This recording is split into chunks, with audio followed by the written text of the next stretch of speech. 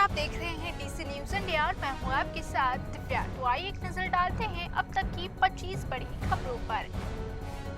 तो 25 बड़ी खबरों में सबसे पहले बात करेंगे नागपुर की। महाराष्ट्र के नागपुर में जारी विधान मंडल के शीतकालीन सत्र में बुधवार को तेंदुआ मानव संघर्ष का मुद्दा अचानक सुर्खियों में आ गया, जब झुन्नूर के निर्दलीय विधायक सरेश सोनावने ने तेंदुए जैसे परिधान पहनकर विधान भवन पहुंच गए और ग्रामीण इलाकों में बढ़ते तेंदुए प्रवेश की समस्या पर जोरदार विरोध दर्ज कराया। सोनावने ने कहा कि कई जिलों में तेंदुए की गतिविधियां लोगों की सुरक्षा को लेकर डर पैदा कर रही है।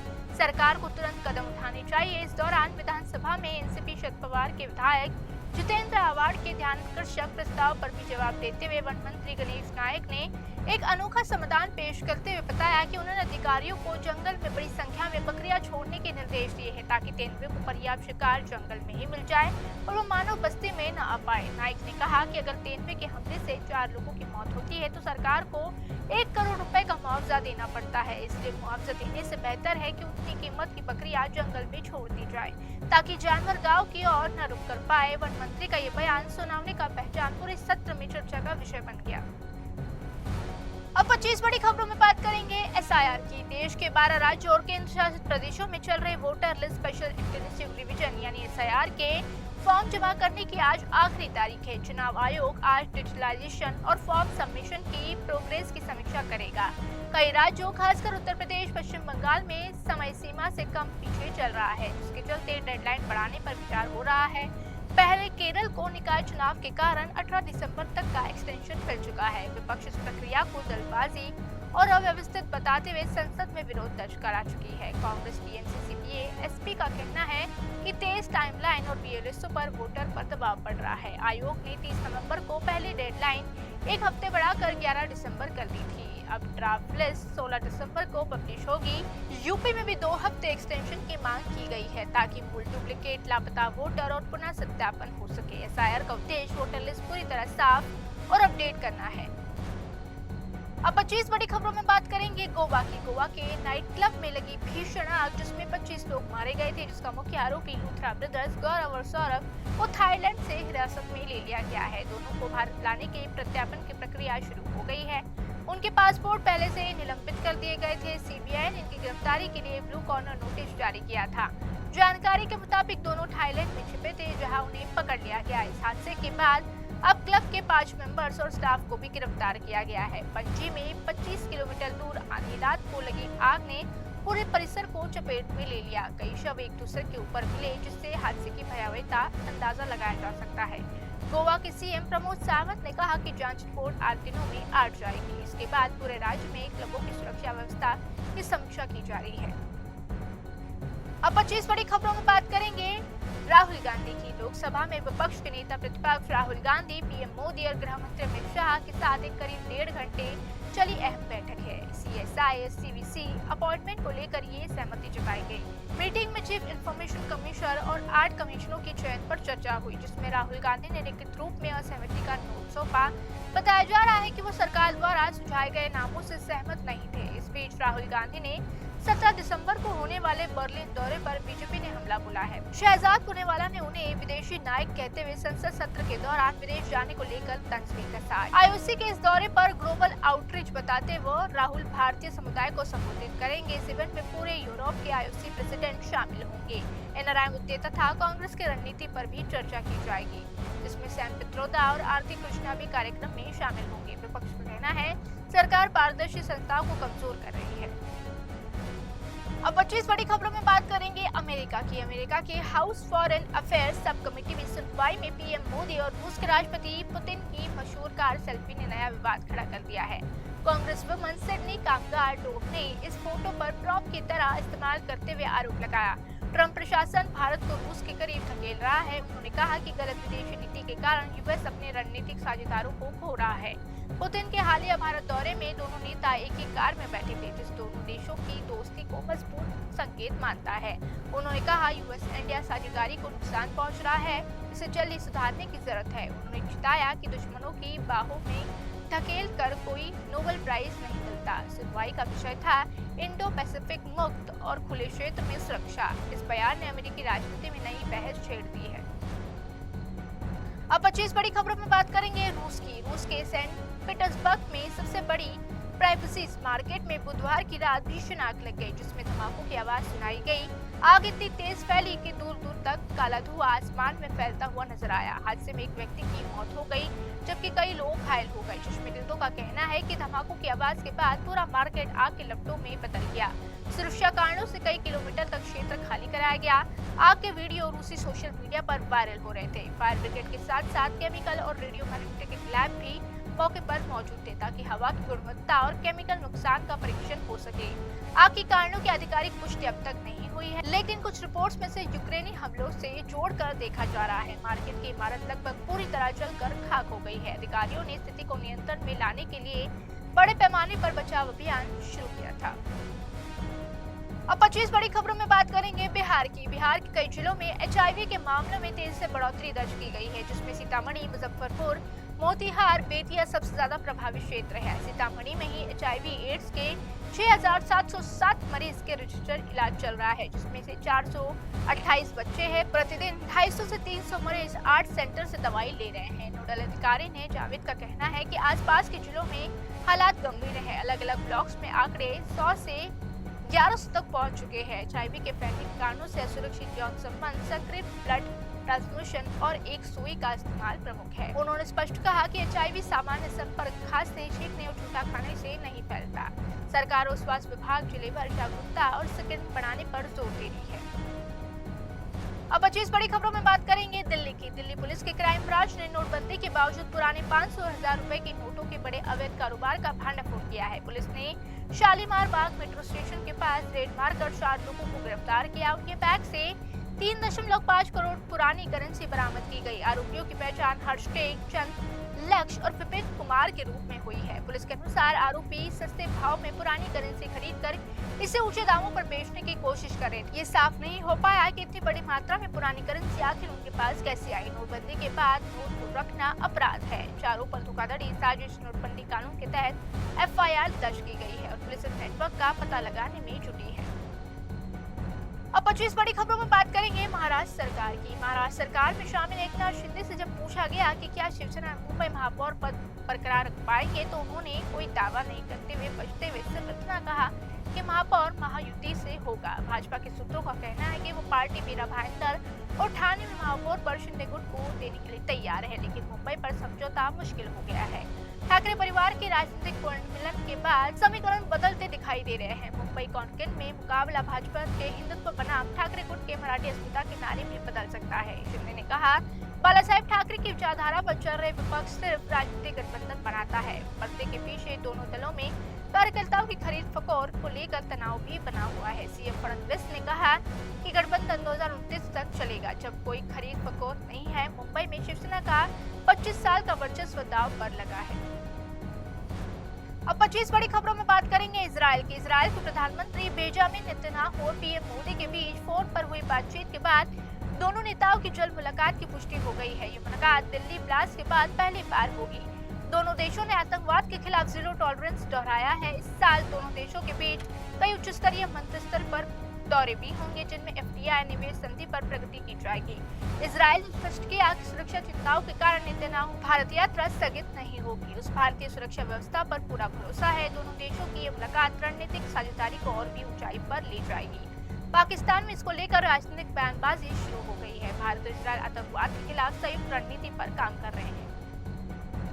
अब 25 बड़ी खबरों में बात करेंगे मौसम विभाग की। मौसम विभाग ने उत्तर पूर्वी उत्तर प्रदेश और बिहार समेत 9 अन्य राज्यों में घने कोहरे की चेतावनी जारी की है, जिसमें सुबह के समय दृश्यता सबसे ज्यादा प्रभावित होने की संभावना जताई गई। विभाग ने लोगों को घर के अंदर रहने और आवश्यक होने पर ही यात्रा करने की सलाह दी है। यदि यात्रा जरूरी हो तो धीरे चलने और फॉग लाइट या लो बीम का इस्तेमाल करने की हिदायत दी गई है। 11 दिसंबर की रात और सुबह उत्तर पूर्वी यूपी, असम, मेघालय, हिमाचल, नागालैंड, मणिपुर, मिजोरम, त्रिपुरा, उड़ीसा और उत्तराखंड के कई क्षेत्रों में बहुत घना कोहरा रहेगा। पश्चिम मध्य प्रदेश, विदर्भ, छत्तीसगढ़, तेलंगाना और उत्तर उड़ीसा में ही लगातार 5 दिनों से शीतलहर जारी रहेगी। हालांकि 2 से 3 दिन बाद ये राहत मिलने की संभावना है। अब 25 बड़ी खबरों में बात करेंगे नागपुर की। महाराष्ट्र के नागपुर में तेंदुए की दहशत फैल रही है। पार्टी क्षेत्र में हुए हालिया हमले में 5 से 6 लोग घायल हो गए हैं। मंगलवार से लोगों पर डर का माहौल है क्योंकि 2 दिन पहले तेनवे को देखा गया था। भीड़ को देखते वन विभाग और पुलिस की टीमों को तैनात किया गया। तेनवे को ट्रैकलाइजर करने की प्रक्रिया शुरू कर दी गई है। लगभग 2 घंटे की मेहनत के बाद तेनवे को ट्रैकलाइजर कर रेस्क्यू सेंटर में ले जाया गया। वन मंत्री गणेश नाइक ने बताया घायल लोगों को प्राथमिक इलाज दिया जाएगा और सरकार तेनवे के लिए कारगर उपाय पर काम कर रही है। विधान भवन ये मुद्दा गूंज रहा है जब विधायक शरद सोनावने ने तेनवे के पहनाव में पहुंचकर जंगल में रेस्क्यू ऑपरेशन बनाने की मांग की थी। अब 25 बड़ी खबरों में बात करेंगे उत्तर प्रदेश की। उत्तर प्रदेश के अयोध्या में गुरुवार तड़के 5 बजे एक बड़ा सड़क हादसा हुआ जब अयोध्या दर्शन के लिए जा रहे श्रद्धालुओं की बोलेरो गाड़ी एक ट्रैक्टर ट्रॉली से टकरा गई। इस भीषण दुर्घटना में 3 श्रद्धालुओं की मौत हो गई, 11 लोग घायल हो गए और जिन्हें जिला अस्पताल में भर्ती कराया गया है। टक्कर इतनी जोरदार थी कि गाड़ी के परखच उड़ गए। मध्य प्रदेश के रीवा से आए श्रद्धालु रामलला के दर्शन के लिए जा रहे थे। थाना पुराकुंड के कल्याण बदारसा गांव के पास प्रयागराज हाईवे पर यह हादसा हुआ। सूचना मिलते ही पुलिस और स्थानीय लोग मौके पर पहुंचे और घायलों को अस्पताल पहुंचाया गया। दोनों वाहनों को पुलिस ने कब्जे में ले लिया। इससे पहले 6 दिसंबर को सुल्तानपुरा में अयोध्या दर्शन करने लौट रही तीर्थयात्रियों की बस को ट्रक ने टक्कर मार दी थी। उस हादसे में एक महिला की मौत हो गई और कई लोग घायल हुए थे। बस में लगभग 40 श्रद्धालु सवार थे जो महाराष्ट्र के जलगांव जिले से रहने वाले थे, जो लगातार ये हादसे तीर्थयात्रियों की सुरक्षा पर चिंता पैदा कर रहे हैं। अब 25 बड़ी खबरों में बात करेंगे शिवसेना शिंदे गुट की।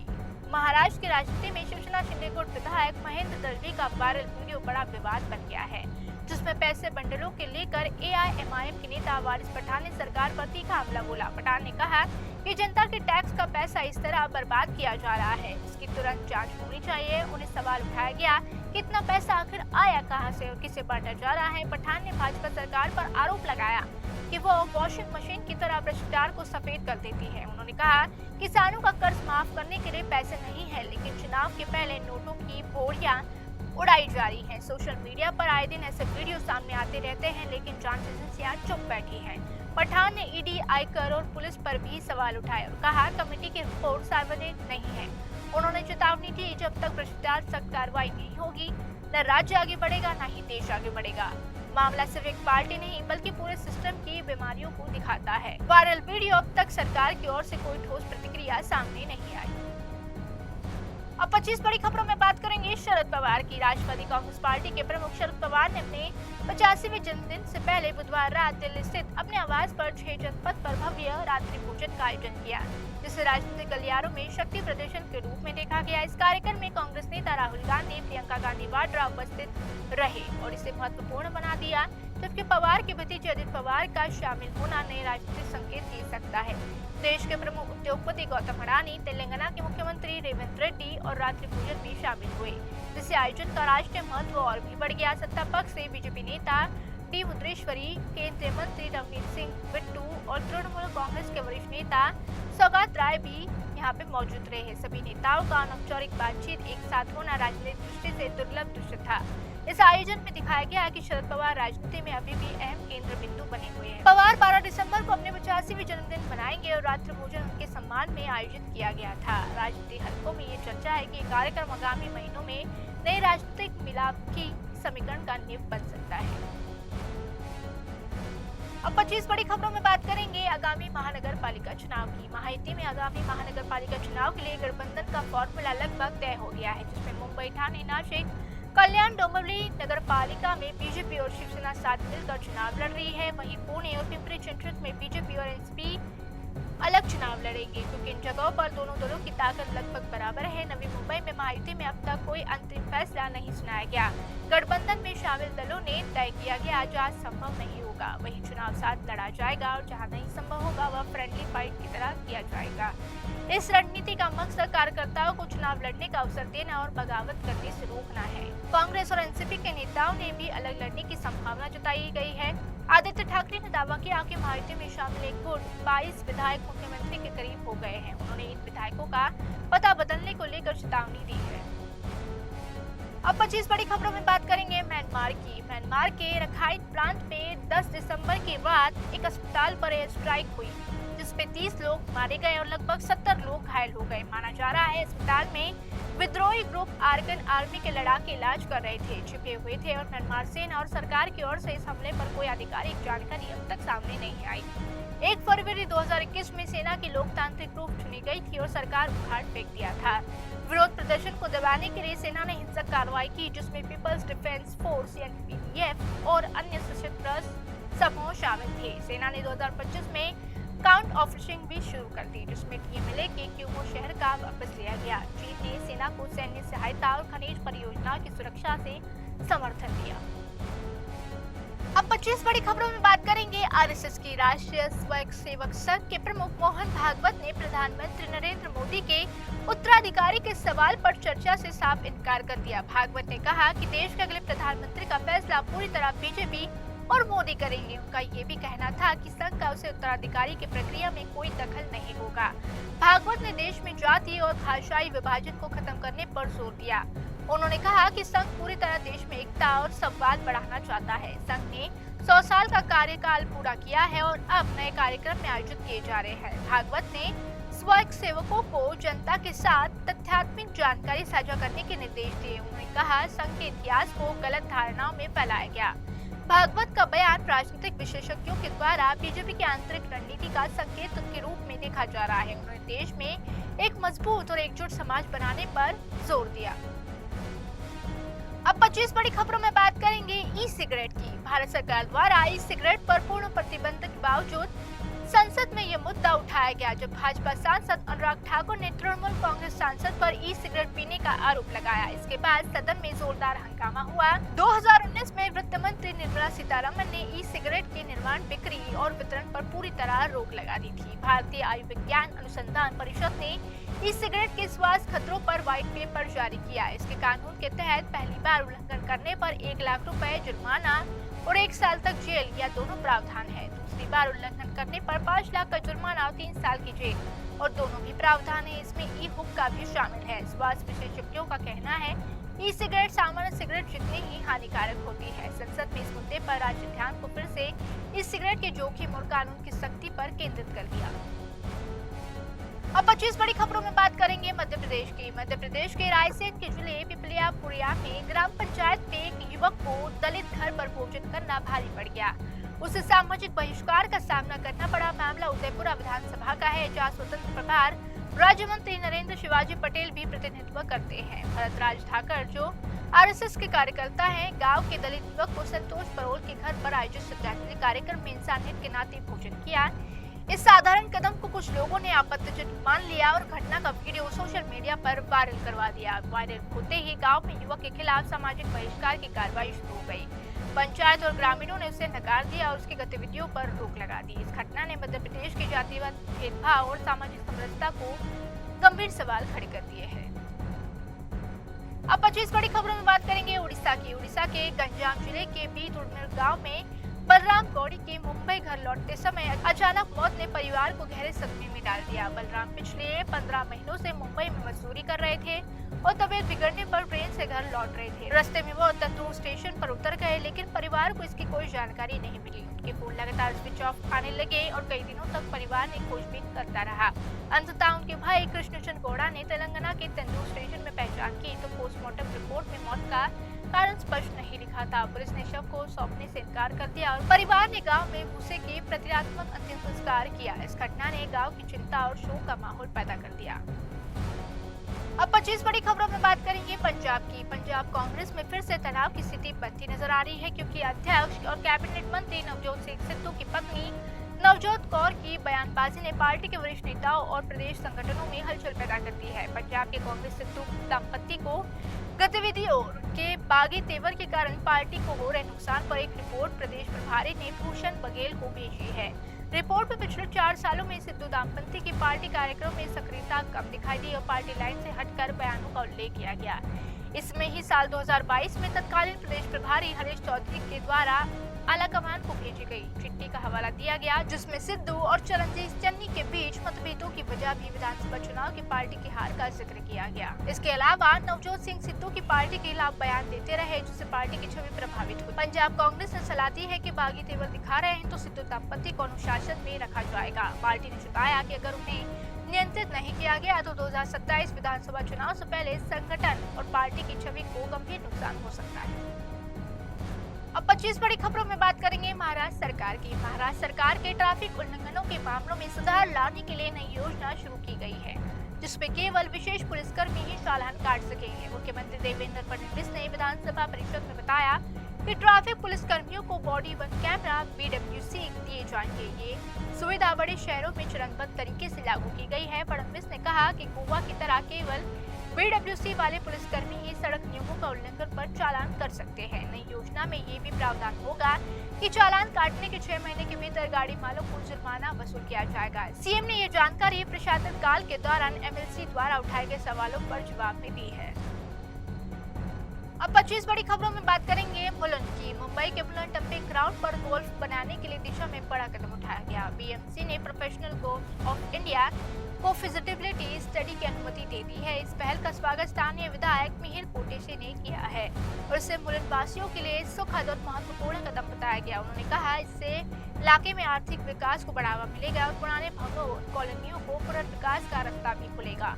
BMC के ठोस अपशिष्ट प्रबंधन विभाग ने बुधवार को संभवतः जांच की है और मंजूरी वाला पत्र भी जारी किया।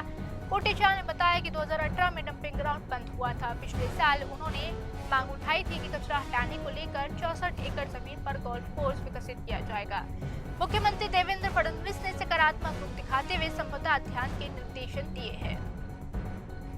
अब 25 बड़ी खबरों में बात करेंगे मैक्सिकन संसद की। मैक्सिकन संसद ने नए टैरिफ पैकेज को मंजूरी दे दी है, जिसका असर सैकड़ों प्रोडक्ट्स पर पड़ेगा। 1 जनवरी 2026 से लागू हो जाएगा। सरकार का कहना है कि ये कदम घरेलू प्रोडक्शन को बढ़ावा देने पर और देश के व्यापारिक संतुलन को सुधारने के लिए जरूरी है। टैरिफ में 50% बढ़ोतरी में टेक्सटाइल, जूते, अल्फोंसा, कार, ऑटो और पेट्रोल चीजों पर असर पड़ सकता है। थाईलैंड, भारत, इंडोनेशिया समेत उन देशों का इसका सीधा प्रभाव महसूस होगा जिन्होंने मेक्सिको के साथ फ्री ट्रेड एग्रीमेंट किया नहीं है। चीन पे सबसे ज्यादा असर पड़ेगा क्योंकि 2024 में चीन मेक्सिको के इंपोर्ट $123 बिलियन तक पहुंच रहे हैं। जनवरी में लागू होने वाले टैरिफ भारत से मेक्सिको के व्यापारिक संबंधों पर भी असर पड़ सकता है। तो अब व्यापारिक और उद्योग जगत में इस फैसले का असर आकलन कर रहे हैं। तो अभी के लिए बस इतना ही। देश और दुनिया की तमाम बड़ी खबरों के लिए रुक कीजिए DC न्यूज़ इंडिया का। तो ये थी अब तक की 25 बड़ी खबरें।